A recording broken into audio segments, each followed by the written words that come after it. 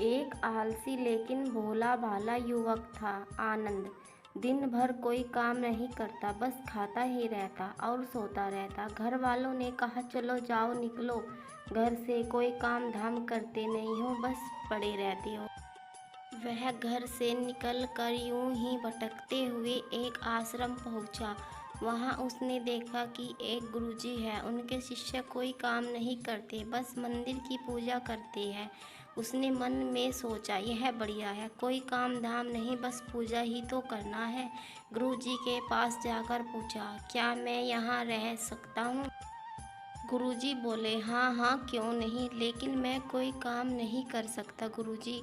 कोई काम नहीं करना है, बस पूजा करनी होगी। आनंद, ठीक है, वह तो मैं कर लूँगा। अब आनंद महाराज आश्रम में रहने लगे। ना कोई काम ना कोई धाम, बस सारा दिन खाते रहो और प्रभु भक्ति में भजन गाते रहो। महीना भर हो गया, फिर एक दिन आई एकादशी। उसने रसोई में जाकर देखा कोई तैयारी नहीं थी। उसने गुरुजी से पूछा, आज खाना नहीं बनेगा क्या? गुरुजी ने कहा, नहीं, आज तो एकादशी है, तुम्हारा भी उपवास है। उसने कहा, नहीं, अगर हमने उपवास कर लिया तो कल का दिन ही नहीं देख पाएंगे हम तो। हम नहीं कर सकते उपवास, हमें तो भूख लगती है, आपने पहले क्यों नहीं बताया? गुरुजी ने कहा, ठीक है, तुम ना करो उपवास, पर खाना भी तुम्हारे लिए कोई और नहीं बनाएगा, तुम खुद बना लो। मरता क्या न करता गया रसोई में। गुरुजी फिर आए, देखो अगर तुम खाना बना लो तो राम जी को भोग जरूर लगा देना, और नदी के उस पार जाकर बना लो रसोई।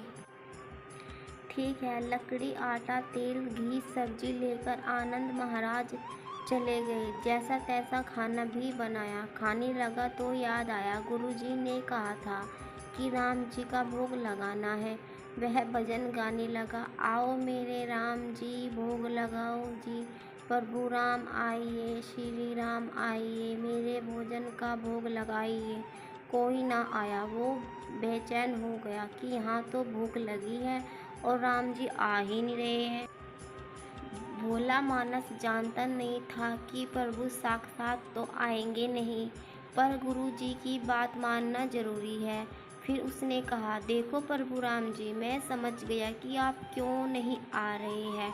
मैंने रूखा सूखा बनाया है और आपको तरमाल खाने की आदत है, इसलिए नहीं आ रहे हैं। तो सुनो प्रभु, आज वहाँ भी कुछ नहीं बना है, सबकी एकादशी है, खाना हो तो यह भोग ही खा लो। श्री राम अपने भक्त की सरलता पर बड़े मुस्कुराए और माता सीता के साथ प्रकट हो गए।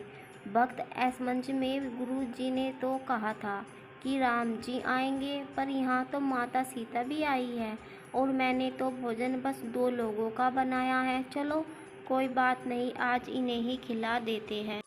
बोला, प्रभु मैं भूखा रह गया, लेकिन मुझे आप दोनों को देखकर बड़ा अच्छा लग रहा है। लेकिन अगली एकादशी पर ऐसा ना करना, पहले बता देना कि कितने जन आ रहे हो, और हाँ, थोड़ा जल्दी आना। राम जी उसकी बातों पर बड़े मुदित हुए, प्रसाद ग्रहण करके चले गए। अगली एकादशी तक यह भोला मानस सब भूल गया। उसे लगा प्रभु ऐसे ही आते होंगे और प्रसाद ग्रहण करते होंगे। फिर एकादशी आई। गुरुजी से कहा, मैं चला अपना खाना बनाने, पर गुरुजी थोड़ा ज़्यादा अनाज लगेगा, वहाँ 2 लोग आते हैं। गुरुजी मुस्कुराए, भूख के मारे बावरा है। ठीक है, ले जा और अनाज ले जा। अब की बार उसने 3 लोगों का खाना बनाया। फिर गुहार लगाई, प्रभु राम आइए, सीता राम आइए, मेरा भोजन का भोग लगाइए। प्रभु की महिमा भी निराली है। भक्त के साथ कौतुक करने में उन्हें भी बड़ा मजा आता है। इस बार वे अपने भाई लक्ष्मण, भरत, शत्रुघ्न और हनुमान जी को लेकर आ गए। भक्त को चक्कर आ गए, यह क्या हुआ, एक का भोजन बनाया तो 2 आए, आज 2 का खाना ज़्यादा बनाया तो पूरा खानदान आ गया। लगता है आज भी भूखा ही रहना पड़ेगा। सबको सबको भोजन लगाया और बैठे बैठे देखता रहा। अनजाने ही उसकी भी एकादशी हो गई। फिर अगली एकादशी आने से पहले गुरुजी से कहा, गुरुजी ये आपके प्रभु राम जी अकेले क्यों नहीं आते? हर बार कितने सारे लोगों ले आते हैं, इस बार अनाज ज़्यादा देना। गुरुजी को लगा कहीं ये अनाज बेचता तो नहीं है, देखना पड़ेगा जाकर। भंडारे में कहा, जिसे जितना अनाज चाहिए दे दो, और छुपकर उसे देखने चल पड़े। इस बार आनंद ने सोचा, खाना पहले नहीं बनाऊंगा, पता नहीं कितने लोग आ जाए, पहले बुला लेता हूँ फिर बनाता हूँ। फिर टेर लगाई, प्रभु राम आइए, श्री राम आइए, मेरे भोजन का भोग लगाइए। सारा राम दरबार मौजूद। इस बार तो हनुमान जी भी साथ आए, लेकिन यह क्या, प्रसाद तो तैयार ही नहीं है। भक्त ठहरा बोला, प्रभु इस बार मैंने खाना नहीं बनाया। प्रभु ने पूछा, क्यों? बोला, मुझे मिलेगा तो ही नहीं, फिर क्या फ़ायदा बनाने का, आप ही बना लो और खुद खा लो।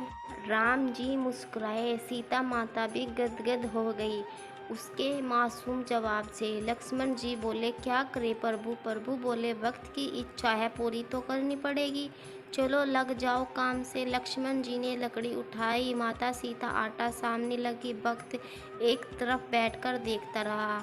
माता सीता रसोई बना रही थी तो कई ऋषि मुनि यक्ष गोवर्धन प्रसाद लेने लगे। इधर गुरुजी ने देखा, खाना तो बना नहीं, भक्त एक कोने में बैठा है।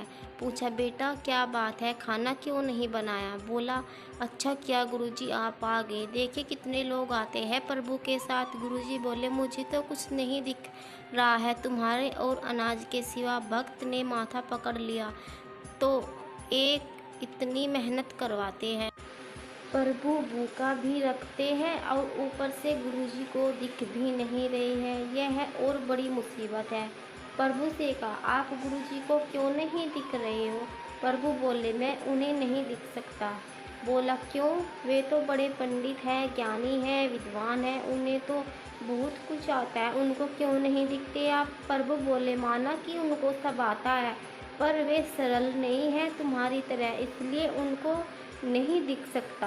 आनंद ने गुरुजी से कहा, गुरुजी प्रभु कह रहे हैं आप सरल नहीं हैं, इसलिए आपको नहीं दिखेंगे। गुरुजी रोने लगे, वाकई मैंने सब कुछ पाया पर सरलता नहीं पा सका तुम्हारी तरह, और प्रभु तो मन की सरलता से ही मिलते हैं।